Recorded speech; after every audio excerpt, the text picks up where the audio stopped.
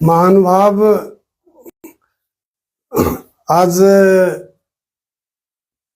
Facebook live पर हम आपके समक्ष उपस्थित हैं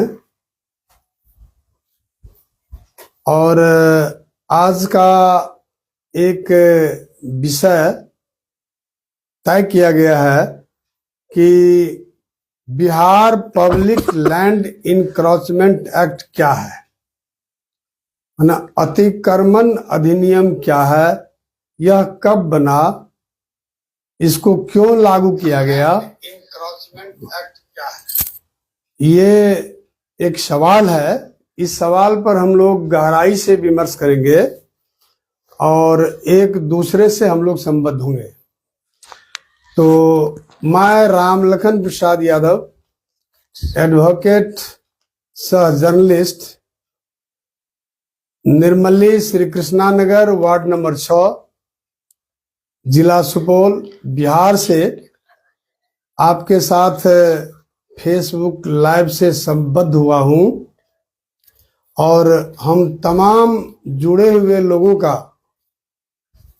आभार प्रकट करते हुए अभिनंदन करता हूं कि आप अधिक से अधिक संख्या में हमारे इस लाइव से जुड़ें और हमसे जो जानकारी आपको मिल रही है इस पर गौर फरमाएं और लगे आपको तो आप सवाल भी हमसे कर सकते हैं कुछ जानने के लिए।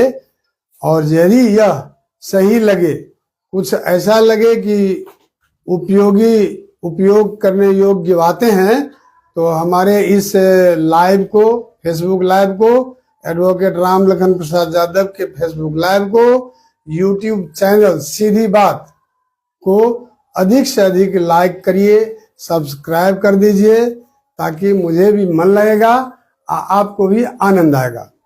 तो सवाल है कि बिहार में पब्लिक इंक्रोचमेंट एक्ट कब बना। अतः लोक भूमि को अतिक्रमण करना और उस अतिक्रमण से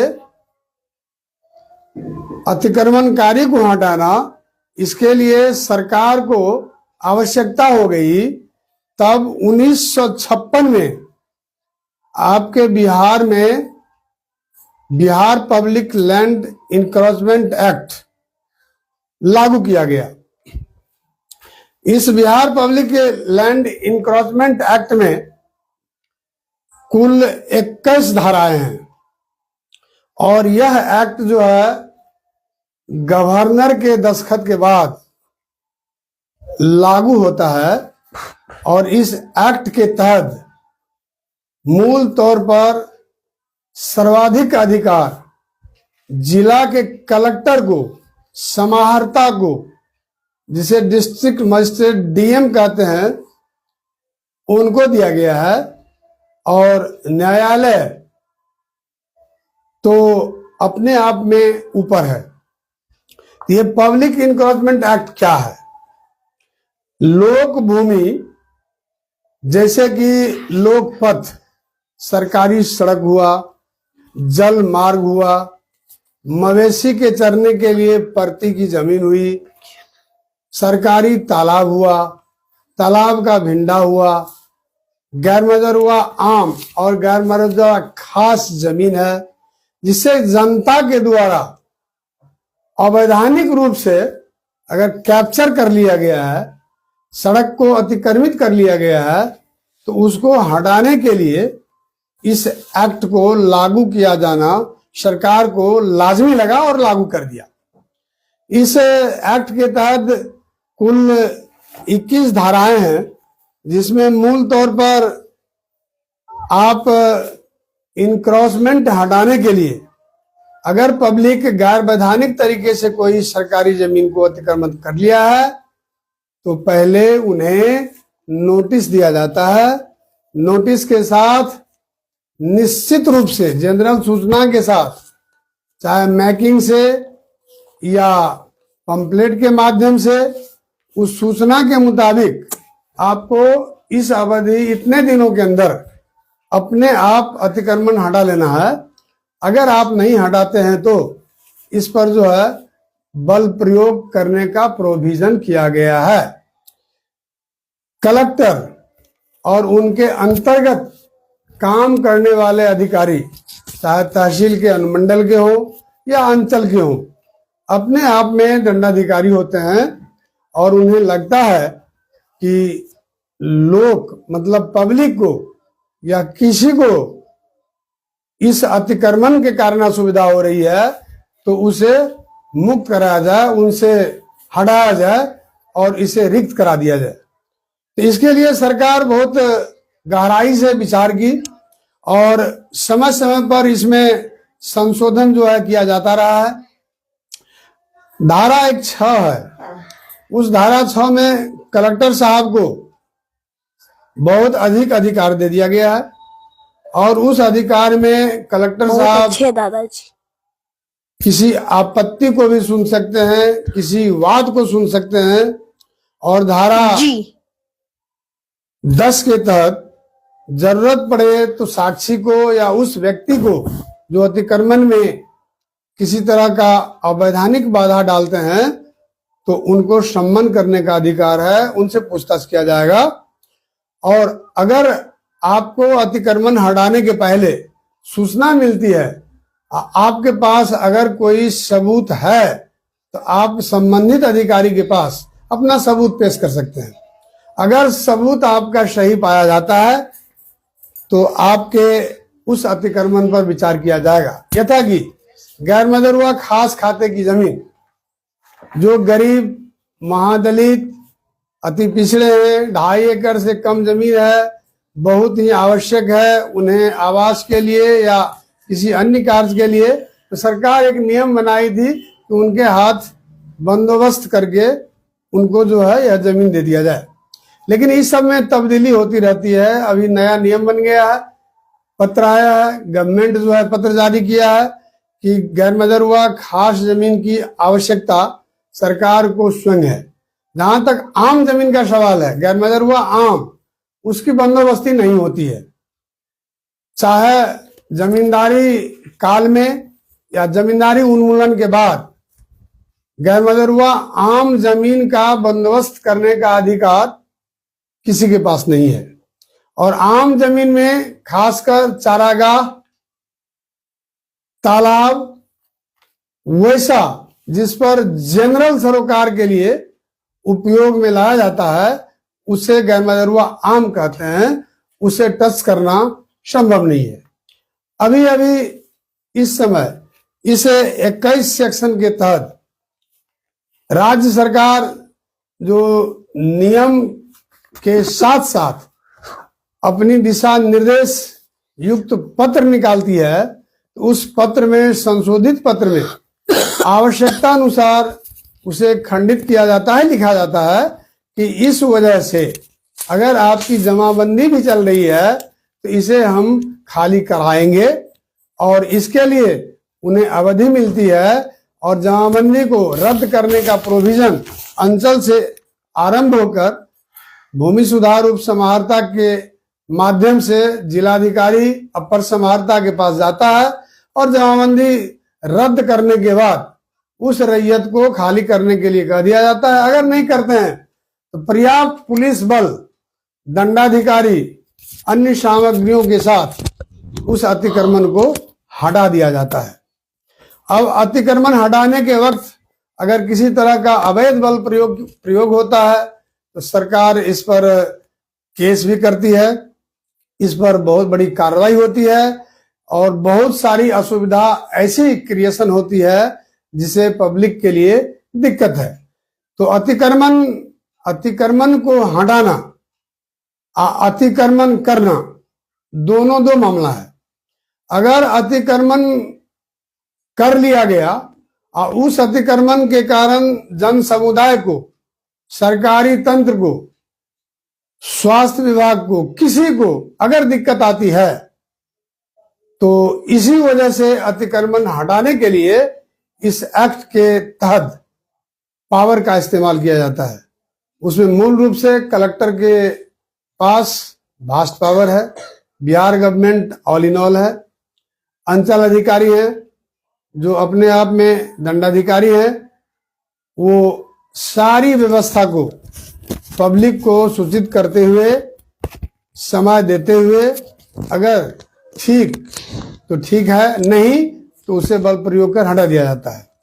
इनक्रोचमेंट एक्ट के तहत ही अभी सरकार जोरों से अभियान चलाई हुई है कि हम अतिक्रमण इसलिए खाली कराना चाहते हैं कि हमें सरकारी संस्थान बनाने में, खोलने के लिए जमीन की आवश्यकता होती है और हमारी जमीन बेवजह अतिक्रमित है, तो हम किसी जमीन को अधिग्रहण करने, पैसा पूंजी लगाकर उसे खरीदने के बजाय अगर अपनी जमीन खाली कराते हैं तो उस पर हम सरकारी संस्थान, चाहे कॉलेज हो, चाहे अन्य कारखाने हो, चाहे अन्य कोई सरकारी उपक्रम से संबंधित संस्थान हो, उसकी स्थापना हम करेंगे। इसीलिए सरकार जो है अपने आप में अपनी गैर मदरुआ खास खाते की जमीन को, आम जमीन को इनक्रोचमेंट एक्ट के तहत ही हटाना शुरू किया है, जिसका कमोबेश राज्य में कहीं कहीं विरोध हुआ है, लेकिन विरोध से कुछ चलने वाला नहीं है। विरोध उतना ही संभव है जो विरोध वैधानिक तरीके से अपनाया गया हो। और 1/1/1946 ईस्वी के पहले, जमींदारी उन्मूलन के पहले, अगर किसी को बंदोबस्त कर दिया गया है उस भार साधक अधिकारी की कलम से, तो उस बंदोबस्ती को नहीं तोड़ा जाएगा। और इसके अलावा 1/1/46 से नीचे के बंदोबस्त को तोड़ने के लिए सरकार के पास कोई कठिनाई नहीं, कोई दिक्कत नहीं। अब इनक्रोचमेंट एक्ट के बाद एक मुख्य सवाल ये है कि इनक्रोचमेंट से संबंधित ही, जैसे निर्मली नगर पंचायत है, म्युनिसिपल एरिया है, यहाँ नो एंट्री का सवाल बराबर उठता रहा है, चाहे फेसबुक के माध्यम से या यूट्यूब से या व्हाट्सएप चैट से, कि निर्मली के सड़कों को संकीर्ण होते होते चलने लायक नहीं रहने दिया जाता है, इसलिए इस पर नो एंट्री की आवश्यकता है, नो एंट्री लगा दिया जाए। अब नो एंट्री है क्या? नो एंट्री कहां से क्यों लगता है, कैसे लगता है, किनके हाथ से लगता है? तो नो एंट्री के लिए भी जिला के कलेक्टर सर्वे सर्वा होते हैं, यातायात के पुलिस अधिकारी सर्वे सर्वा होते हैं, नगर पंचायत, नगर परिषद, म्युनिसिपल के जिम्मे भी नो एंट्री लगाने का अधिकार है। और नो एंट्री लगता है कहां? तो जो अति व्यस्तम जगह है, जहां आवागमन में बाधा पहुंचती है, लोगों की काफी भीड़ होती है, उस कारण से, जबकि लोगों को अपने जान माल पर भी असुविधा हो जाती है, किसी कार्य को समय पर करने में सही जगह तक पहुंच नहीं पाते हैं, तो वहां नो एंट्री लगाने के लिए पुलिस के, यातायात डिपार्टमेंट का, आपको कलेक्टर साहब का, आपको म्युनिसिपल एक्ट के तहत नगर पालिका के अधिकारी को यह लगाने का अधिकार है। और यह no entry motor vehicle act जो 1988 में बना है, उसके तहत इसे लागू किया जाता है। नो एंट्री धारा 188 के तहत खासकर मालवाहक वाहन, जरूरत के मुताबिक सामग्री पहुंचाने वाले अन्य वाहन, जरूरत के मुताबिक टेम्पू, इस सब को प्रतिबंधित किया जाता है। और खासकर सुबह और शाम व्यस्तम समय में नो एंट्री लगाने से आवागमन प्रभावित नहीं होती है। संकरी जगह, सड़क सिकुड़ गई है लोगों के अतिक्रमण के कारण, तो वहां नो एंट्री लगती है।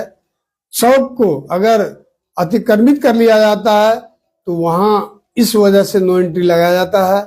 सड़कों पर आवागमन में अगर बाधा पहुंचती है तो उस पर भी नो एंट्री का सिस्टम लगता है।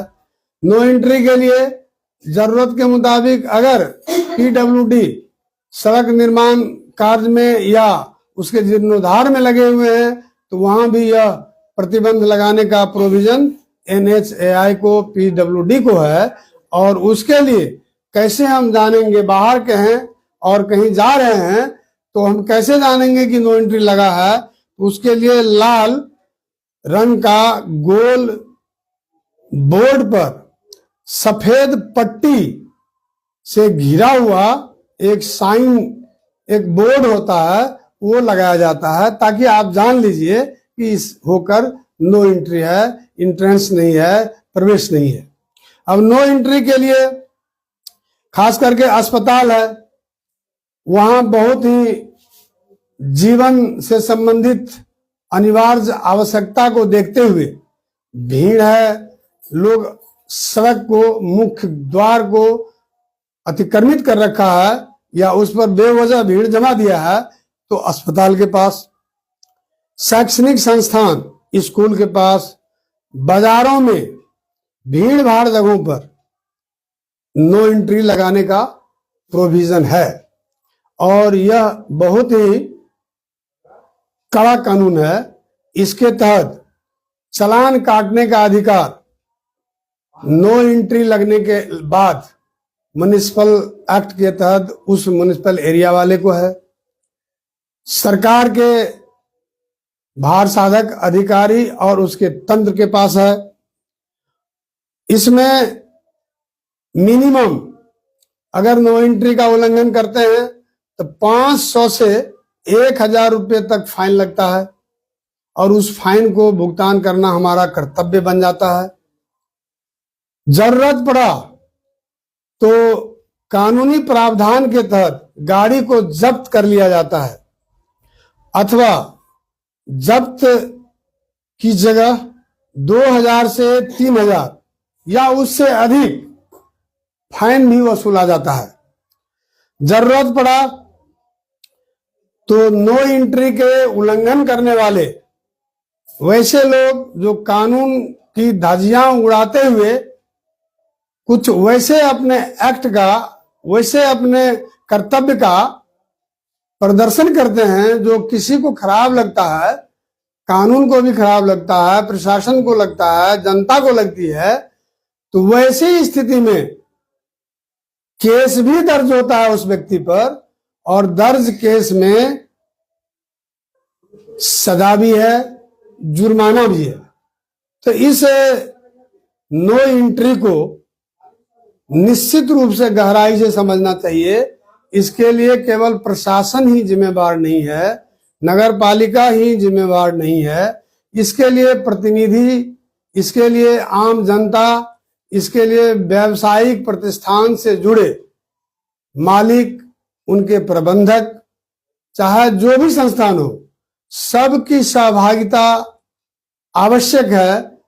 तब जो है अतिक्रमण हटाने के बाद अतिक्रमण मुक्त जगह बना रहेगा। नो एंट्री लगाने के बाद नो एंट्री लागू रहेगा। इसमें सबकी भूमिका की आवश्यकता है, सबके सहयोग की आवश्यकता है।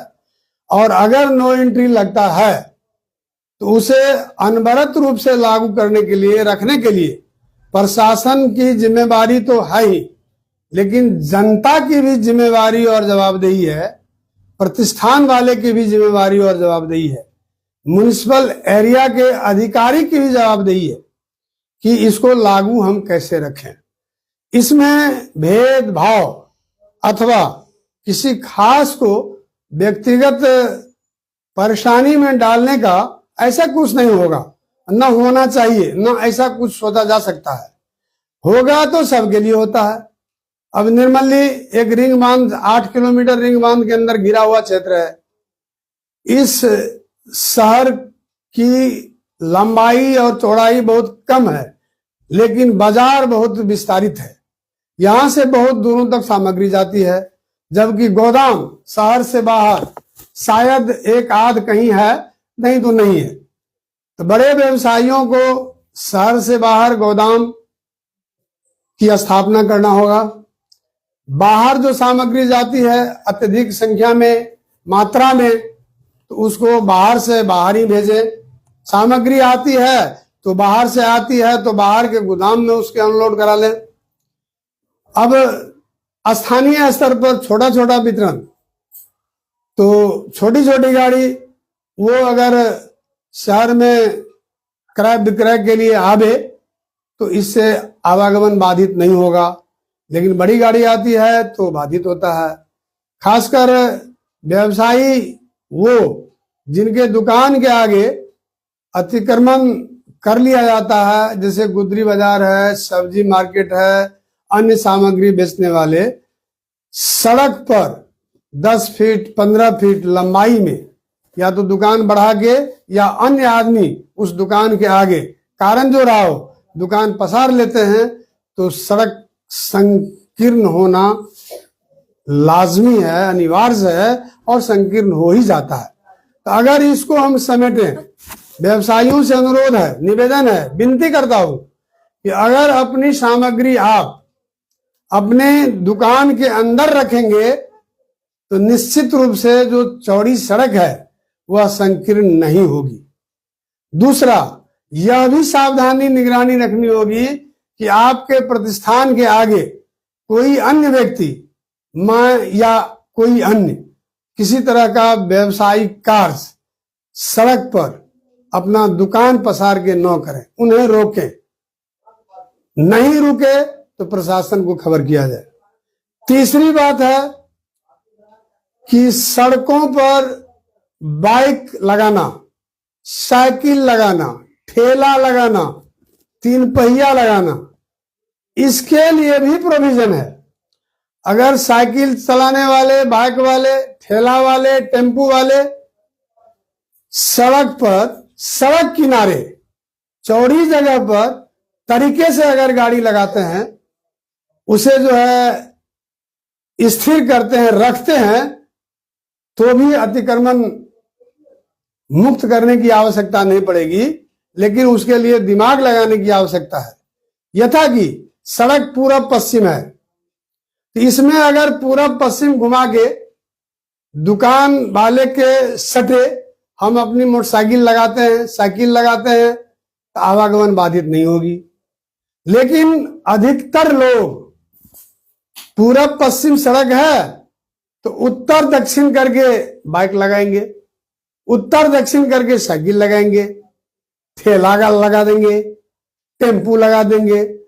अगर दोनों साइड से लगा दिया जाता है तो सड़क संकीर्ण होना निश्चित रूप से संभव है, और 1 फीट जगह सड़क की ओर सीधी सीधी अगर बाएं साइड में हम लगाते हैं तो 1 फीट 1.5 फीट जगह उसमें प्रतिबंधित होती है, और उसे ठीक उत्तर दक्षिण की दिशा में घुमा के लगाते हैं तो 4 फीट 5 फीट तक जगह उसमें अतिक्रमित हो जाती है, जिस कारण आवागमन बाधित होता है। तो आम नागरिकों से,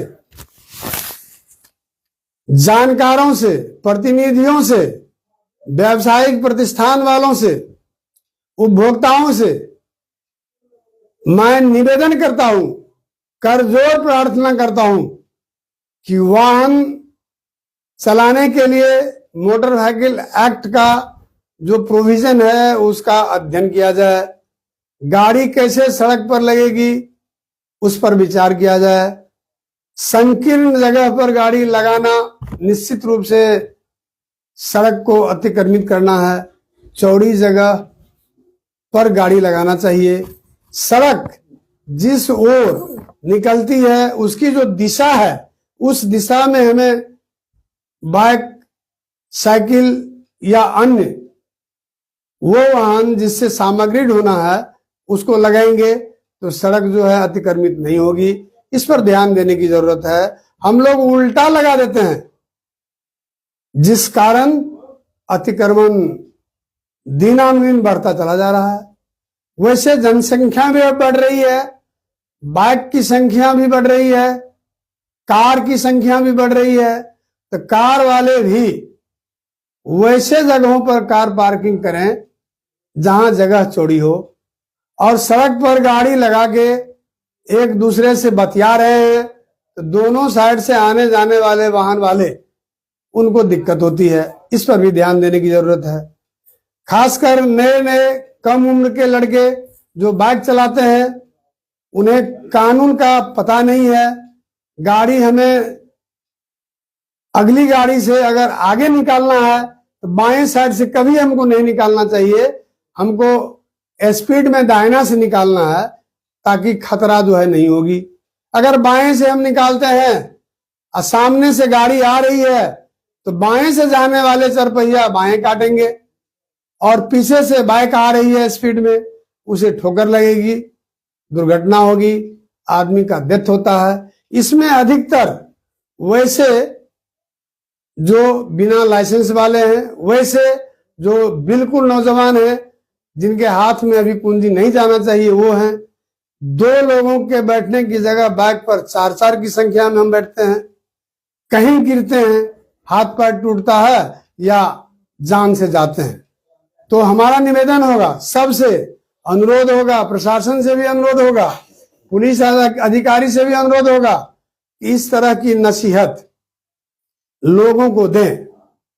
नगर पंचायत के अधिकारी कर्मी से भी अनुरोध होगा कि अपने अधिकार क्षेत्र अंतर्गत लोगों को जानकारी दें कि गाड़ी ऐसे लगाया जाए, सड़कों पर दुकान नहीं पसारा जाए।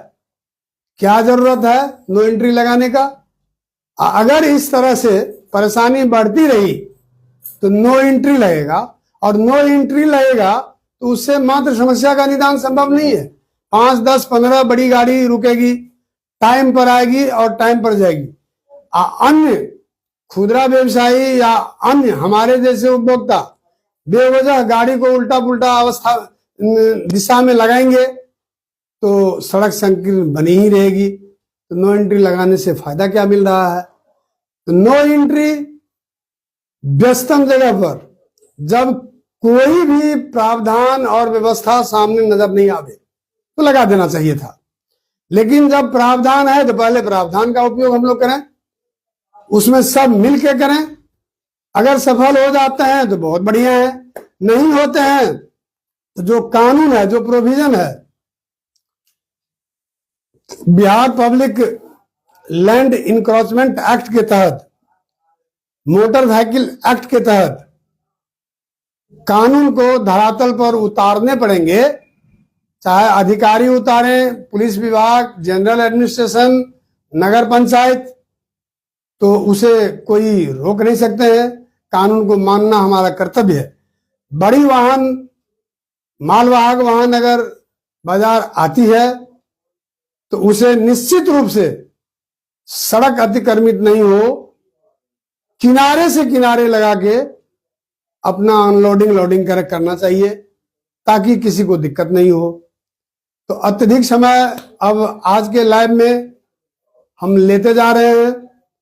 अगले दिन हो सकता है कल ही किसी नई बात के साथ आएंगे। तो मैं रामलखन प्रसाद प्रशासन से, राजनीतिज्ञों से, सामाजिक कार्यकर्ताओं से, विभिन्न व्यावसायिक प्रतिष्ठान वालों से, उपभोक्ताओं से, विद्वानों से, बुद्धिजीवियों से